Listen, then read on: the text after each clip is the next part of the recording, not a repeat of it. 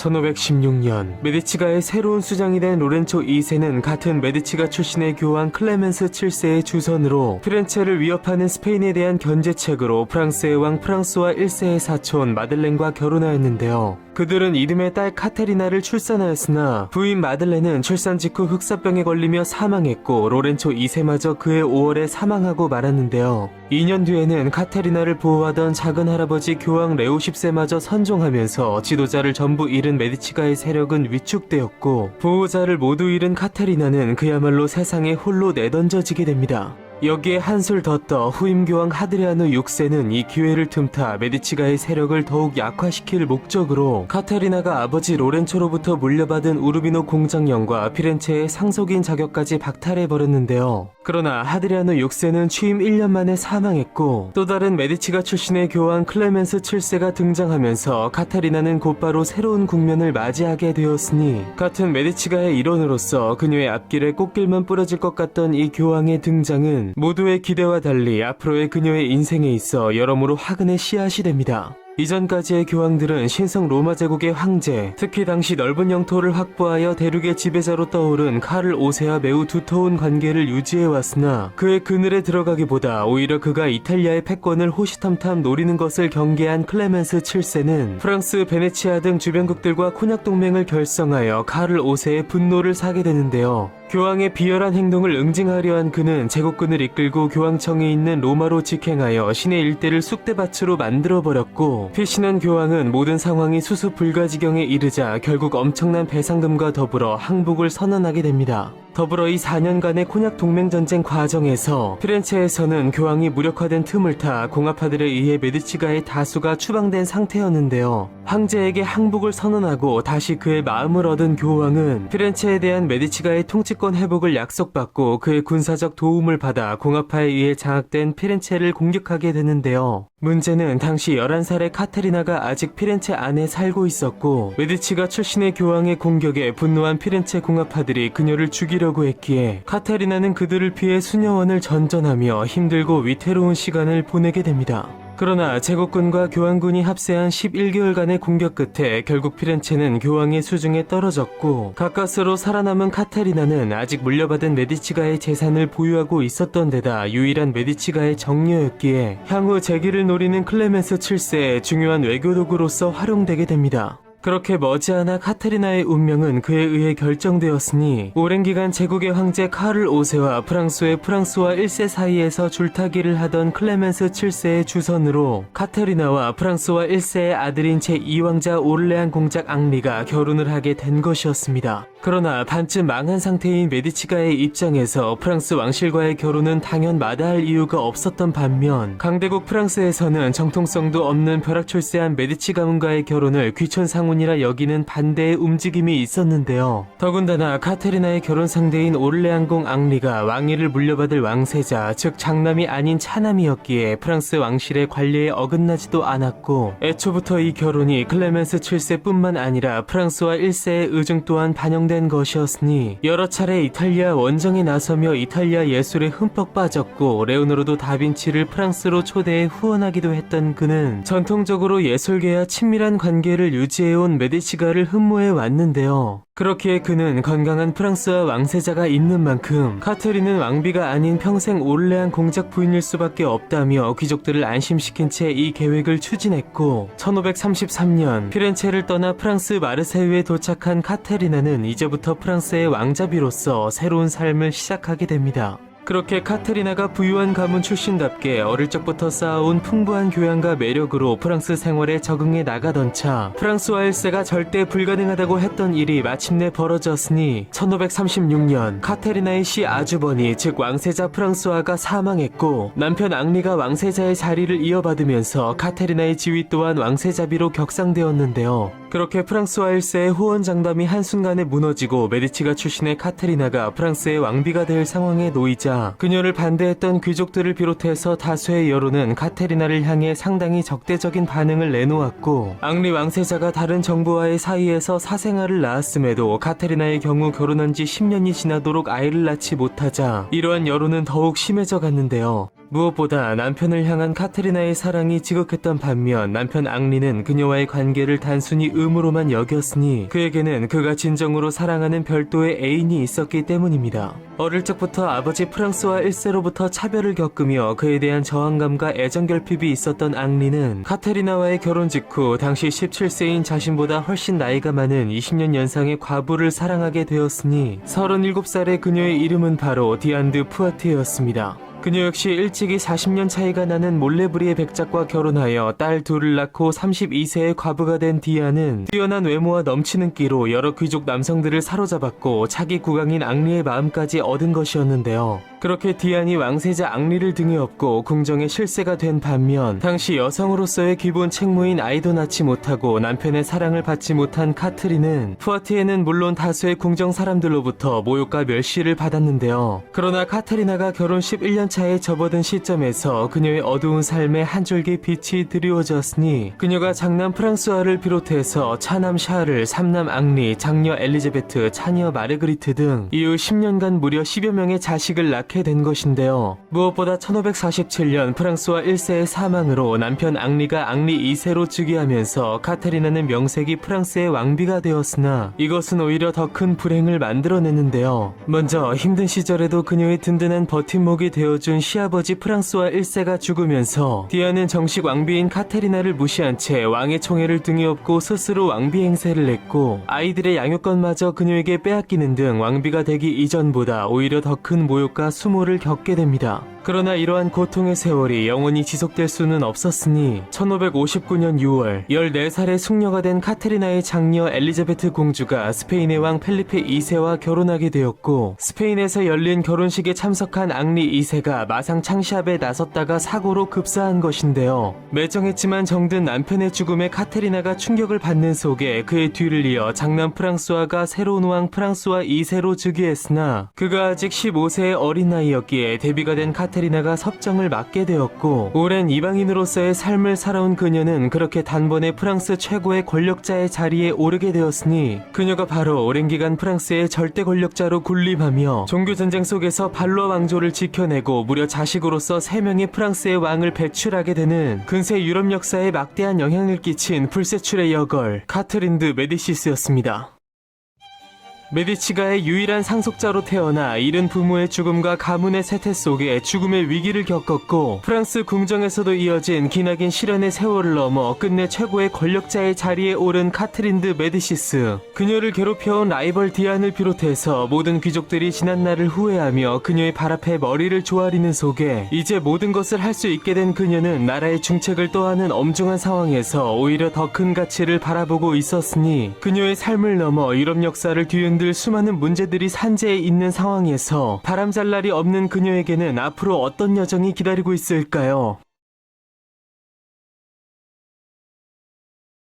1559년 6월 스페인의 왕 펠리페 2세와 프랑스의 공주 엘리자베트의 결혼식에서 프랑스의 왕 앙리 2세는 친히 딸의 결혼을 축하하러 왔다가 결혼식 이벤트인 토너먼트 마상창시합에 나서게 되는데요. 그러나 앙리 2세가 스코틀랜드군 근위군 대장이었던 콩테드 가브리엘 몽고메리의 창에 눈이 찔리는 사고가 일어나 그 후유증으로 사망하게 되면서 프랑스 왕실은 그야말로 충격에 빠지게 됩니다. 한편 왕의 죽음에 책임이 있던 몽고메리 백작은 비록 고의성이 인정되지 않아 사면을 받았지만 왕을 죽인 사실 자체만으로 프랑스 사회에서 배척을 받으면서 그에 대한 원한을 품게 되었고 이후 프랑스의 내전인 위그노 전쟁 중 개신교 세력을 선동해 반란을 획책하려다 붙잡혀 처형당하게 되는데요. 이후 400년 뒤 군인으로서 다시 프랑스에 돌아오게 되는 그의 후손이 바로 그 유명한 버나드로 몽고메리였으니 사막의 여우라 불리는 독일의 에르빈 롬멜의 숙명적 라이벌로서 영국군의 총사령관이 되어 노르망디 상륙작전을 지휘하게 되는 그는 조지 패튼, 드와이트 아이젠하워 등과 더불어 제2차 세계대전의 영웅으로서 활약하게 됩니다.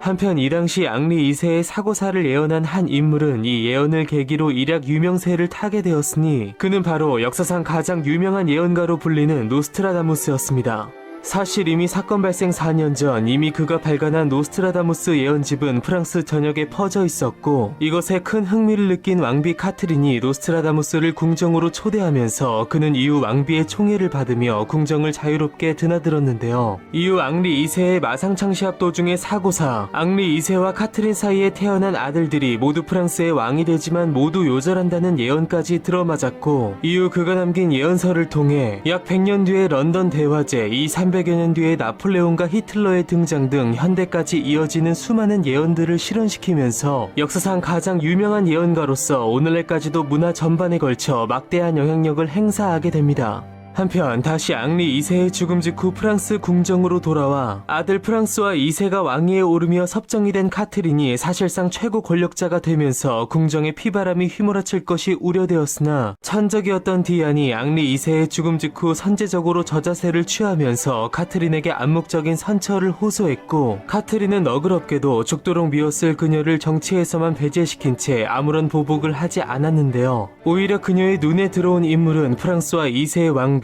즉 자신의 며느리였으니 그녀는 바로 스코틀랜드의 여왕으로서 훗날 영국 스튜어트 왕조의 씨앗을 뿌린 인물이자 역사상 가장 파란만장한 삶을 산 여인으로 불리는 메리 스튜어트였습니다. 외가로 프랑스의 명문가인 기지 가문을 두었던 메리는 6살 때 프랑스 왕실로 보내져 양육되었고, 16세가 되던 해 아직 왕세자였던 프랑스와 2세와 결혼하여 이름의 프랑스의 왕비로 등극했는데요. 시어머니인 데비 카트린은 본래 아름답고 똑똑한 며느리 메리를 총애했으나, 정작 메리는 명문가 출신인 자신과 달리 벼락출세한 메디치가 출신의 시어머니 카트린을 시종일관 무시했기에 둘의 관계는 급속도로 틀어지고 말았습니다. 그러던 와중에 프랑스와 2세가 즉위 1년 반 만에 후사 없이 요절했고, 프랑스의 왕위가 카트린의 차남 9살의 샤를 9세에게 돌아가면서 계속 섭정을 유지하게 된 카트린의 입지는 더욱 견고해졌는데요. 반대로 급작스럽게 남편과 사별하면서 프랑스 왕실의 연고가 끊어지게 된 메리는 그녀를 안입고한 카트린에 의해 마치 쫓겨나듯이 스코틀랜드로 돌아가 버리게 됩니다. 메디치가 출신의 천대받던 왕자비 카트린이 최고 권력자가 되어 통치한 30년은 프랑스 역사상 가장 혼란스러운 시기로 기억되고 있는데요. 당시 프랑스는 종교개혁 이후 나타난 칼뱅파 신교도 위그노와 전통적인 카톨릭 세력, 즉 신구교 간 지독한 갈등 상태에 놓여 있었고, 재정적으로는 선왕 프랑스와 1세 때부터 누적된 막대한 적자로 사실상 파탄 상태에 있었던 만큼 카트린은 이러한 절체절명의 위기 속에서 발로아 왕가를 지키고 국정을 안정적으로 유지하며 왕권을 확립해야 하는 막대한 책임을 떠안게 된 것이었습니다. 무엇보다 내부적으로 앞서 소개한 며느리 메리 스튜어트의 외가인 기지 가문은 프랑스 정계에서 발로아 왕과 못지않은 막강한 영향력을 과시하고 있었고, 그렇기에 카트린은 종교가 다른 내 외부의 위그노들과도 적절히 관계를 유지하며 오히려 종교가 같은 기지가를 견제해야만 했는데요. 한 번은 차녀 마고가 기지 공작 앙리와 사랑에 빠지자 혹여라도 그들의 결혼으로 기지가의 정치적 힘이 더 강해지는 것을 막기 위해 이를 무산시키기도 했습니다. 그러나 꼭 기지가 아니더라도 딸의 혼기가 찼던 만큼 카트린은 마고의 또 다른 혼인 대상을 물색했고, 결국 개신교 국가인 나바르 왕국의 여왕 후아나 3세의 아들이자 그녀의 후계자 엔리케를 마고의 혼인 상대로 낙점하게 되는데요. 그것은 만약 발로아 왕조의 직계 후손이 끊길 경우 엔리케가 프랑스의 왕위 계승 1순위가 되었던 만큼 모계로나마 발로아 왕조가 이어질 것을 기대할 수 있었던 데다, 카톨릭 측의 마고와 개신교 측인 엔리케의 혼인을 통해 양 진영 및 종교 간 화합, 즉 이를 통한 국정 안정을 기대할 수 있었기 때문이었습니다. 한편 혼사 제의를 받은 나바르의 후아나 3세의 입장에서 역시 카톨릭 며느리를 맞는 것이 못내 꺼려졌으나, 카트린의 끈질긴 설득이 있었고, 무엇보다 강대국인 프랑스 왕가와의 결혼이 그들의 입장에서 역시 실보다 득이 더 많다는 것을 부정할 수 없었기에 결국 혼사 제의를 수락하게 됩니다. 그러나 결혼식을 불과 2달 앞두고 파리를 방문한 후아나 3세가 의문의 죽음을 맞으면서 카트린에 의한 독살설이 제기되는 와중에 모친의 뒤를 이어 나바르의 왕위를 계승한 엔리케 3세는 프랑스 측의 진정한 의도를 의심하게 되었고, 프랑스에서 역시 위그노 측과의 화합 가능성을 의심하고 반대하는 카톨릭 귀족들이 기지가를 중심으로 불어난 움직임을 보이게 되는데요. 그러나 여러 의미를 담고 있는 이 행사는 더 이상 누구도 쉽게 물을 수 없었고, 결국 1572년 파리의 노틀담 대성당에서 종교 갈등에 놓여있는 프랑스인들의 화합을 염원하는 세계의 결혼식이 열리게 됩니다.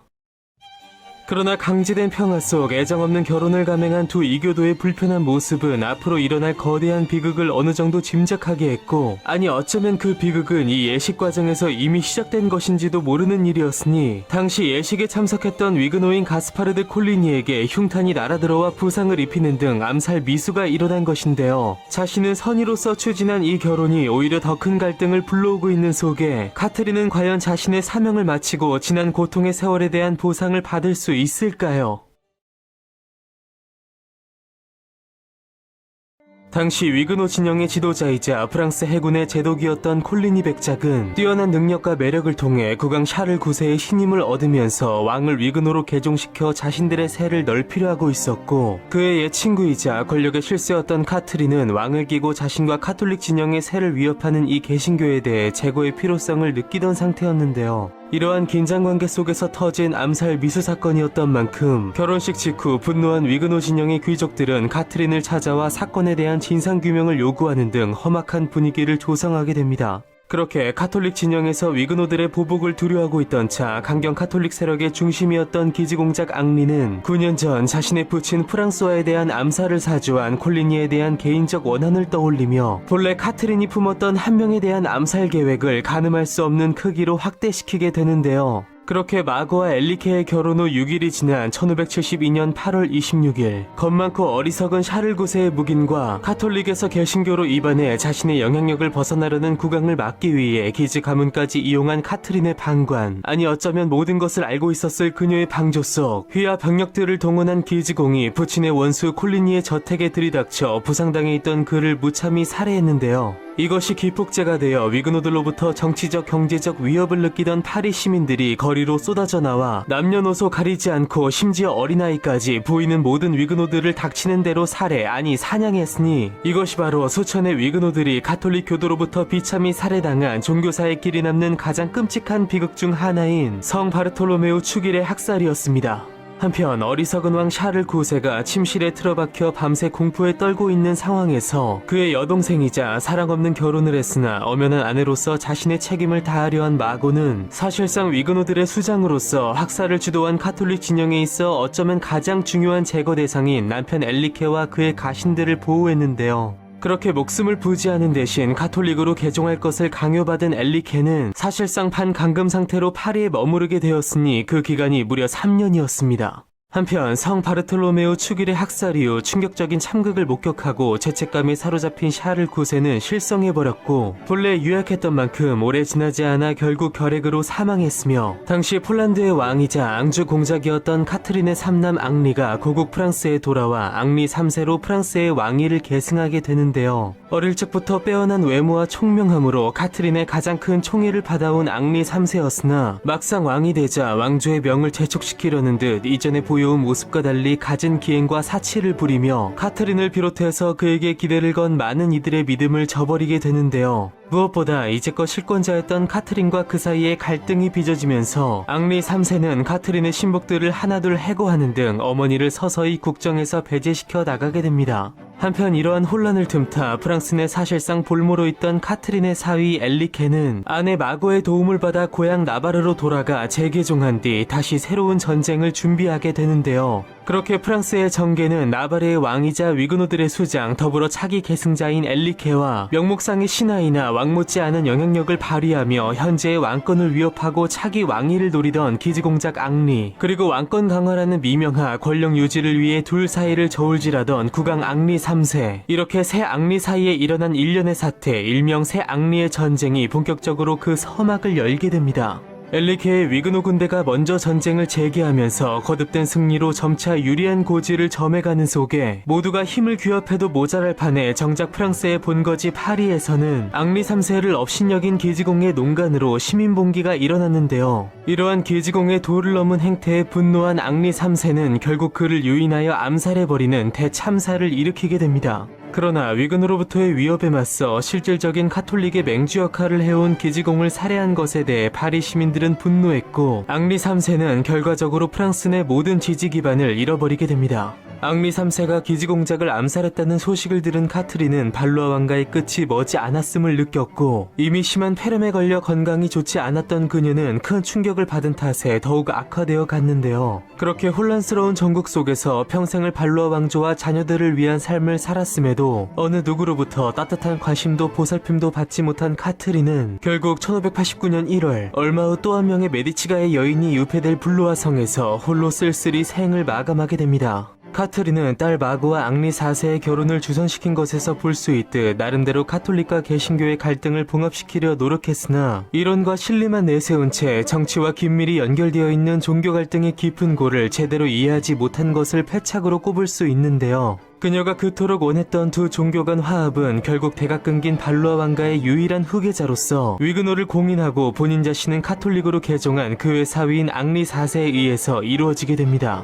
한편 이탈리아의 부유한 가문 출신의 프랑스의 최고 권력자가 된 카트린은 무역으로 부를 축적하여 유럽에서 가장 선진 문화를 갖추고 살던 이탈리아 출신답게 그녀가 고향 피렌체에서 익힌 예술적 감각과 에티켓, 식문화 등을 프랑스에 들여왔고, 이것은 프랑스 궁중문화에 그야말로 혁명을 일으키게 되는데요. 먼저 그녀는 당시 포크도 사용하지 않았던 프랑스 궁정에 올바른 식사 예절을 도입했고, 오늘날 프랑스의 대표적인 고급 과자로 알려진 마카롱도 사실 이탈리아가 원조로서 이 당시에 전파되었는데요. 무엇보다 이탈리아에서 그녀와 함께 온 요리사들에 의해 새로운 요리들과 그 레시피가 소개되었으니 이것은 오늘날 세계적으로 이름난 프랑스 요리의 시발이 되었습니다. 또한 그녀는 이탈리아의 귀족 문화이던 향수 그리고 발레를 프랑스 궁정에 소개하면서 발레가 유럽 전역에 퍼지는 계기를 만들기도 했는데요. 이 덕분에 카트린의 사위 앙리 4세에 의해 창시된 부르봉 왕조의 치세에서 무용에 남다른 관심을 보였던 앙리 4세의 손자 루이 14세는 때때로 궁정에서 열리는 발레 무대에 직접 출연하여 수준 높은 춤솜씨를 선보여 관중들을 사로잡기도 했고, 우리가 오늘날 프랑스 인상파의 거장 에드가 드가의 수많은 발레 관련 그림들을 볼 수 있는 것 또한 모두 카트린의 덕분이라 할 수 있었습니다.